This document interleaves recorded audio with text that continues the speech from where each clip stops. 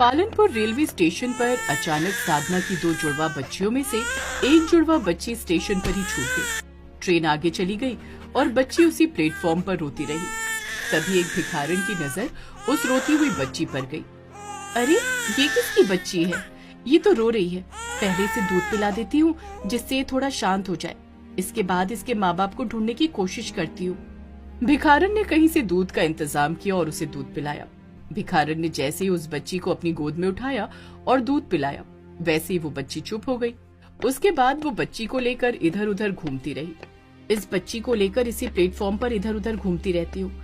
अगर इसके माँ बाप कहीं होंगे तो इसे देखते ही मेरे पास आ जाएंगे और फिर मैं इस बच्ची को उन्हें सौंप दूंगी। भिखारन उस बच्ची को गोद में लेकर इधर से उधर घूमती रही। वहीं दूसरी तरफ ट्रेन के अंदर उसकी माँ साधना बहुत परेशान थी। उनकी गोद में भी एक बच्ची थी। हमारी दूसरी बच्ची कहाँ रह गई? लगता है उसी प्लेटफॉर्म पर रह गई। अब क्या करूं मैं? कुछ समझ नहीं आ रहा। 1 घंटे बाद दूसरे प्लेटफॉर्म पर वो ट्रेन रुक गई। जैसे ही वो ट्रेन रुकी, साधना उस ट्रेन से उतरी और प्लेटफॉर्म पर आ गई। अब वो इंतजार करने लगी दूसरी ट्रेन का। वहीं दूसरी तरफ वो भिखारन भी उनके माँ बाप का इंतजार कर रही थी, लेकिन बहुत ज्यादा वक्त बीत गया और उसके माँ बाप नहीं आए। वहीं दूसरी तरफ साधना को इस प्लेटफॉर्म पर पहुंचते पहुंचते काफी रात हो गई। जब साधना उस प्लेटफॉर्म पर पहुंची, तब उस प्लेटफॉर्म पर चारों तरफ सन्नाटा था। उसने वहां पर आसपास पुलिस वालों से पूछा, पर उन्हें कुछ भी पता नहीं था। वो भिखारन उस बच्ची को लेकर अपनी झोपड़पट्टी में आ गई। आजकल लोगों को अपने बच्चों की परवाह ही नहीं है। सुबह से शाम हो गई थी, लेकिन प्लेटफॉर्म पर इसके माँ बाप आए ही नहीं। भला इतने लापरवाह माँ बाप कैसे हो सकते हैं? उसके इतना बोलते ही वो बच्ची जोर जोर से हंसने लगी, जिसे देखकर वो भिखारन बहुत खुश हुई। कोई बात नहीं, ऊपर वाला जो भी करता है अच्छे के लिए करता है। मेरा भी इस दुनिया में कोई नहीं था और तेरा भी शायद अब इस दुनिया में कोई नहीं है। अब तू और मैं एक दूसरे का सहारा बनेंगे। मैं पढ़ाऊंगी तुझे। साधना बहुत अमीर औरत थी। एक तरफ जो बच्ची साधना के पास रह गई थी, उसका नाम उन लोगों ने पूनम रखा। वो एक अमीर खानदान में बड़ी होने लगी। वहीं दूसरी तरफ उसकी जुड़वा बहन आराध्या एक भिखारन के घर में बड़ी होने लगी। दोनों करीब अब 10 साल की हो चुकी थी। आराध्या, तुम्हारा पढ़ाई में मन तो लगता है ना? हाँ माँ, हमारा पढ़ाई में बहुत ज्यादा मन लगता है। आराध्या किसी सरकारी स्कूल में पढ़ती थी, क्योंकि उसकी माँ के पास इतने ज्यादा पैसे तो थे नहीं कि बहुत अच्छे प्राइवेट स्कूल में उसे पढ़ा सके। उसे स्कूल छोड़ने के बाद आराध्या भीख मांगने चली जाती थी और दोपहर को वो अपने बच्ची को स्कूल से घर छोड़कर फिर से भीख मांगने चली जाती थी। एक दिन जब वो भीख मांगकर रात में अपने घर लौटी, तब आराध्या ने उससे पूछा, अम्मा, हम आपसे एक बात पूछें? हाँ पूछो आराध्या बिटिया। आप दोपहर को मुझे स्कूल से लेने आ जाती हो, उसके बाद फिर से काम पर चली जाती हो और बीच बीच में भी मुझसे मिलने घर पर आ जाती हो। आप ऐसा कौन सा काम करती हो कि आपको कभी भी छुट्टी मिल जाती है? तुझे तो पता ही है कि मैं कितना स्वादिष्ट खाना बनाती हूँ, तो मैं खाना बनाने का ही काम करती हूँ। सुबह खाना बनाने के बाद मैं तुझे स्कूल से लेने चली जाती हूँ। उसके बाद शाम का खाना बनाने की तैयारी करने के लिए मैं फिर से चली जाती हूँ। तो इस तरह से वो भिखारन आराध्या के सामने ये नहीं बताती थी कि वो भीख मांगती है, वरना उस पर गलत असर पड़ेगा।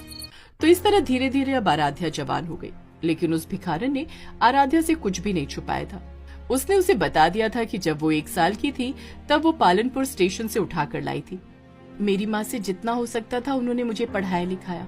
मेरी सगी माँ ना होने के बावजूद वो मुझे सगी माँ से भी ज्यादा प्यार करती हैं। तो क्या मेरा फर्ज नहीं बनता कि मैं उनकी थोड़ी मदद करूं? अब आराध्या सारा खाना खुद ही बनाया करती थी। सुबह सुबह उसने अपनी माँ का टिफिन पैक कर दिया और बोला, अम्मा, आज मैं भी किसी कंपनी में नौकरी के लिए जा रही हूँ। मैंने जितनी भी पढ़ाई लिखाई की है उसका फल तो मिलना ही चाहिए। इससे आपकी भी थोड़ी मदद हो जाएगी। बेटा, अगर तू ना होती तो मैं यहाँ वहाँ कहीं पड़ी होती। हो सकता है मैं जिंदा भी ना होती, क्योंकि मेरी जिंदगी का कोई मकसद नहीं था। लेकिन अब तू बड़ी हो गई है, तो जो तेरा मन करे वो कर। मैं तुझे नहीं रोकूंगी। इसी वजह से तो मैंने तुझे पढ़ाया था। आराध्या एक कंपनी में काम की तलाश में गई। उसे इंटरव्यू के लिए वहाँ की मैनेजर ने बुलाया। क्या मैं अंदर आ सकती हूँ मैडम? हाँ हाँ, आ जाओ। उस कंपनी की मैनेजर कोई और नहीं बल्कि आराध्या की जुड़वा बहन पूनम ही थी। लेकिन पूनम बहुत अमीर घर में पली बढ़ी थी, इसलिए वो कंपनी की मैनेजर बन गई थी। पूनम बहुत अमीर थी और आराध्या बहुत गरीब। इसी वजह से दोनों के चेहरे एक होने के बावजूद दोनों बिल्कुल अलग दिखती थी। मैडम, मैंने काम के लिए अप्लाई किया था। पहले तो तुम खड़ी हो जाओ। तुमसे बैठने को कब कहा मैंने? माफ करना मैडम। मैंने तुम्हारी फाइल पढ़ी है। तुमने सरकारी प्राइमरी स्कूल से एजुकेशन ली है, इसलिए इस कंपनी में तुम्हारे लिए कोई बहुत बड़ा काम तो है नहीं, पर कंपनी के सभी एम्प्लॉयज के लिए चाय बनाना और उन्हें चाय पिलाना तुम्हारा काम रहेगा। अगर करना चाहो तो कर लो, वरना गेट आउट। ठीक है मैडम, मैं ये काम करने को तैयार हूँ। ठीक है, कल से 10 बजे आ जाना। सुबह 10 बजे से शाम 6 बजे तक काम रहेगा, और अगर 10 मिनट से ज्यादा लेट हुई तो 2 दिन की पेमेंट कट जाएगी। काम में कोई गड़बड़ी हुई तो 1 हफ्ते की पेमेंट कट जाएगी। ठीक है मैडम, मुझे सारी शर्तें मंजूर हैं। आराध्या खुशी खुशी अपने घर लौट रही थी। काम तो बहुत अच्छा है, लोगों को चाय बनाकर पिलाना, इससे अच्छा काम क्या हो सकता है। और मैं कभी लेट होंगी ही नहीं, पहली बार में काम मिल गया, इससे बड़ी बात क्या हो सकती है। कम से कम मैं अब अम्मा को काम नहीं करने दूंगी। आराध्या ने घर पहुंचकर रात में एक खुशखबरी अपनी अम्मा को सुनाई। अम्मा, आज मैं बहुत खुश हूँ। मैंने पहली बार इंटरव्यू दिया और पहली बार में ही मुझे काम मिल गया। मुझे दिन भर एसी में रहना है और सिर्फ वहाँ के लोगों को चाय बनाकर पिलानी है। मुझे पता था तू एक दिन जरूर कामयाब होगी। धीरे धीरे तुझे भी कंपनी में बहुत अच्छा काम मिल जाएगा। उस दिन के बाद ही आराध्या ने अपनी अम्मा को काम नहीं करने दिया। वो घर में बैठकर आराम करती और आराध्या काम पर जाती। काम करते करते उसे 2 महीने बीत गए। पूनम बहुत घमंडी लड़की थी। हर वक्त वो आराध्या के साथ गलत बिहेवियर किया करती थी। खैर, आराध्या ने कुछ पैसे इकट्ठे करके एक मोबाइल अपनी अम्मा को दे दिया और एक मोबाइल अपने पास रख लिया। एक दिन अम्मा जी का फोन आराध्या के पास आया जब वो ऑफिस में थी। बिटिया, क्या आज थोड़ी जल्दी घर आ सकती है? मुझे ऐसा लग रहा है मुझे बहुत तेज बुखार आ गया है। इतना सुनकर आराध्या घबरा गई। वो चाय लेकर बहुत तेज चलने लगी और फोन पर बात भी करती जा रही थी। हाँ अम्मा, छुट्टी होने में बस 1 ही घंटा बाकी है, मैं आ रही हूँ। तभी अचानक उसके सामने पूनम आ गई, जिससे टकराकर उसकी चाय जमीन पर गिर गई। थोड़ी बहुत चाय पूनम के ऊपर भी गिर गई। पूनम ने एक जोरदार तमाचा सबके सामने उसे मारा। अंधी हो गई है क्या? दिखाई नहीं देता? नया फोन क्या ले लिया? दिन भर लौंडों से बातें किया करती है। सॉरी मैडम, मैं अपनी अम्मा से बात कर रही थी। मेरी अम्मा की तबीयत खराब है। क्या मैं आज 1 घंटा पहले घर जा सकती हूँ? एक तो गलती कर दी, ऊपर से अपनी सजा से बचने के लिए घर जाना चाहती है। ये जो चाय तूने गिराई है ना, सबके सामने यहाँ पर पोछा लगा, और वो भी कपड़े से नहीं, जीभ से चाट कर पूरी जमीन साफ कर। उसके बाद ही मैं तुझे जाने दूंगी। आराध्या को घबराहट हो रही थी। उसे अपनी माँ की चिंता थी, लेकिन उसने अपनी जीभ से चाट चाट कर फर्श पर गिरी हुई सारी चाय साफ की। वहाँ पर खड़े सारे लोग उसे देखकर हंसने लगे। अब तू जा सकती है, लेकिन कल 1 घंटा पहले आना पड़ेगा। ठीक है मैडम, कल मैं पक्का 1 घंटा पहले आ जाऊंगी। इतना कहकर आराध्या भागकर अपने घर आ गई। उसने तुरंत डॉक्टर को दिखाया। रात भर उसने अपनी माँ की सेवा की।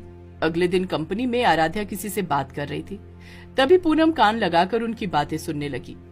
आराध्या, तू पत्थर की बनी है क्या?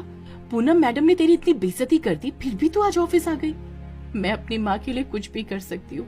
मेरी माँ, मेरी सगी माँ न होने के बावजूद उन्होंने मुझे पढ़ाया लिखाया। मैं जब 1 साल की थी तब वो मुझे पालमपुर स्टेशन से उठाकर लाई थी। इतना सुनते ही पूनम आराध्या के पास आ गई। उसने ध्यान से आराध्या की तरफ देखा। उसने आराध्या का दायां हाथ उठाया और उसकी बाजू ऊपर की तो उस पर एक काला तिल था। फिर पूनम ने भी अपने हाथ की बाजू ऊपर की तो उस पर भी काला तिल था। अब पूनम को पक्का हो गया कि आराध्या उसकी ही सगी बहन है जो 20 साल पहले उससे बिछड़ गई थी। आराध्या, तू मेरी बिछड़ी हुई जुड़वा बहन है। मैंने तेरे साथ बहुत गलत किया। मैं माफी के लायक तो नहीं हूँ, पर एक बार तू अपनी असली माँ से मिल ले। वो 20 साल से तड़प रही है, इसी वजह से मैं थोड़ी चिड़चिड़ी हो गई हूँ। पूनम तुरंत आराध्या को अपनी कार में बिठाकर अपने घर ले गई और सारी बात अपनी माँ को बताई। माँ तो माँ होती है, इसलिए वो तुरंत अपनी बिछड़ी हुई बेटी को पहचान गई। लेकिन आराध्या ने उस भिखारन को नहीं छोड़ा जिसने उसे पाला था। अब आराध्या और वो भिखारन साधना के साथ ही खुशी खुशी रहने लगी। अब पूनम और आराध्या मिलकर वो कंपनी एक साथ चलाने लगी।